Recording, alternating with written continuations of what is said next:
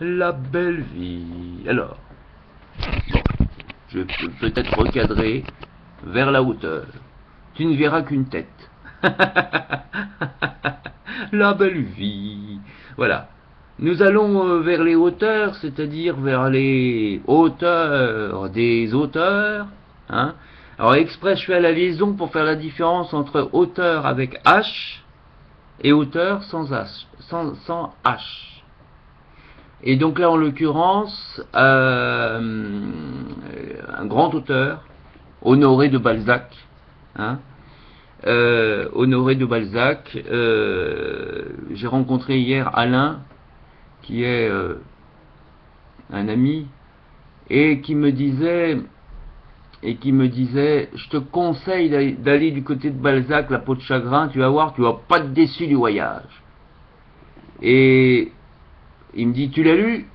Bah, je dis, non, j'avoue que je n'ai pas tout lu, loin de là, hein, évidemment, de Balzac. Le Père Goriot, plein de fois. Eugénie Grandet, plein de fois. La peau de chagrin, je me le réserve un petit peu. Hein, j'ai dit, oh là là, ça a l'air d'être... alors, chapitre 1, le talisman. Hein, le talisman. Vers la fin du mois d'octobre 1829, un jeune homme entra dans le palais royal au moment où les maisons de jeu s'ouvraient, conformément à la loi qui protège une passion essentiellement imposable. Sans trop hésiter, il monta l'escalier du tripot désigné sous le nom de numéro 36. Alors évidemment, hein, si je lisais en version normale, on dirait, écoute, il va à toute vitesse, il faut lire à toute vitesse. Là, ici, je fais la version FLE, français, langue étrangère, pour les personnes qui ne connaissent pas la langue et qui veulent découvrir mot à mot. Monsieur, votre chapeau, s'il vous plaît, lui cria d'une voix sèche et grondeuse un petit vieillard blême, accroupi dans l'ombre, protégé par une barricade, et qui se leva soudain, en montrant une figure moulée sur un type ignoble. Quand vous entrez dans une maison de jeu, c'est-à-dire une maison où on joue, la loi commence par vous dépouiller de votre chapeau. Est-ce une parabole évangélique et providentielle?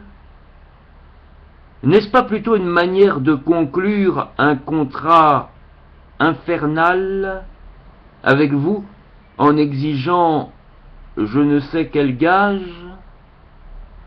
Serait-ce pour vous obliger à garder un maintien respectueux devant ceux qui vont gagner votre argent? Est-ce la police? Tapis dans tous les égouts sociaux qui tient à savoir le nom de votre chapelier ou le vôtre, et si vous l'avez inscrit sur la coiffe? Alors là, c'est langage très ancien, hein. On n'utilise plus le terme de coiffe, par exemple, ou alors pour dire le coiffeur. Hein, le coiffeur, mais le coiffeur va s'occuper de tes cheveux. Et le coiffeur va plus s'occuper de ton chapeau.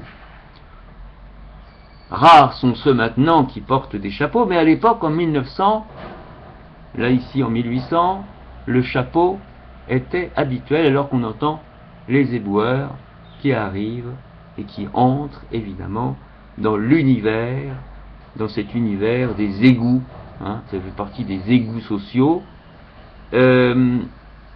et donc la coiffe, c'est à l'intérieur du chapeau, hein. On mettait le nom. Maintenant, on met le nom. Quand tu es enfant, tu mets ton nom à l'intérieur de ton bonnet. Mais, à l'époque, les adultes, quand ils allaient en réunion, ils rentraient dans une maison. Donc je pense que c'est pour ça qu'ils mettaient leur nom. On peut imaginer. Ou en tout cas, le chapelier mettait, avait inscrit dans la coiffe, c'est-à-dire à l'intérieur du chapeau.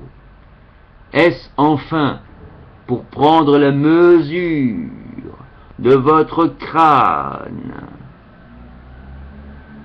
et dresser une statistique instructive sur la capacité cérébrale des joueurs?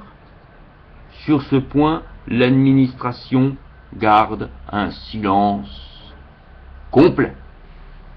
Mais sachez-le bien, à peine avez-vous fait un pas vers le tapis vert, déjà votre chapeau ne vous appartient pas.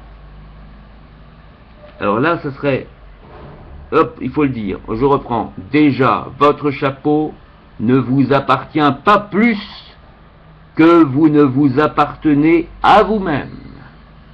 Hein, là, il y a la différence, votre chapeau ne vous appartient pas, c'est possible, mais ici c'est pas ça. C'est pas dans ce sens-là. Ça ne vous appartient pas plus que, c'est ensemble.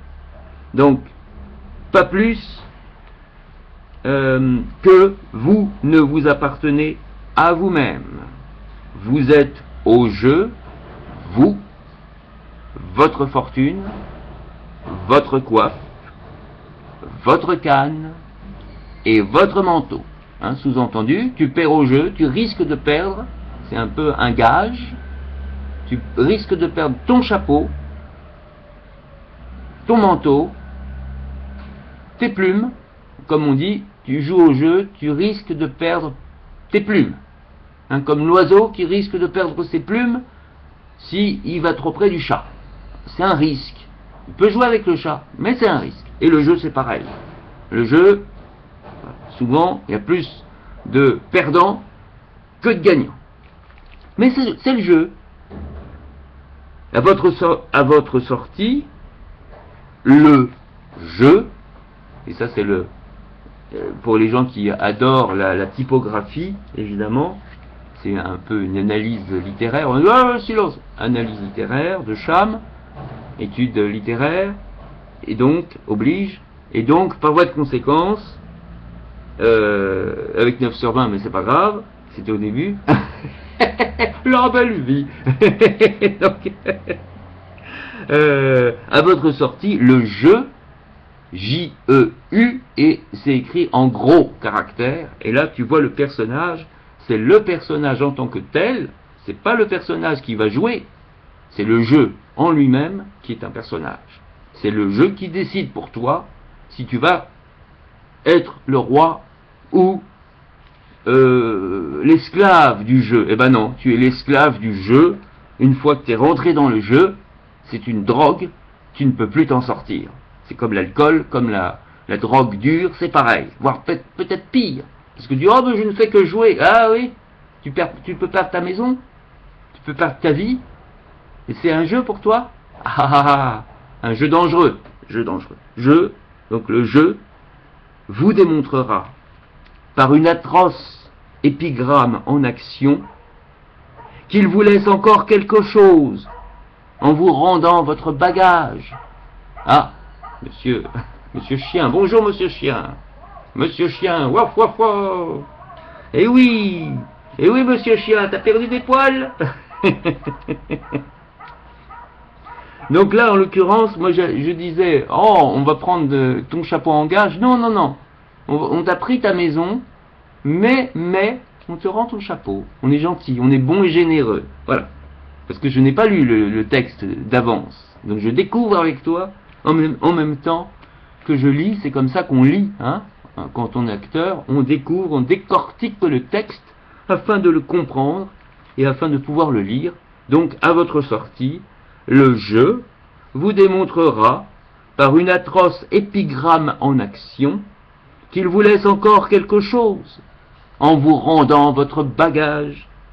Si toutefois vous avez une coiffure neuve, vous apprendrez à vos dépens qu'il faut se faire un costume de joueur.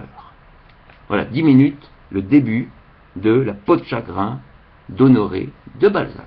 Pour te servir, c'était le début, version un peu en vacances, à la plage. La belle vie.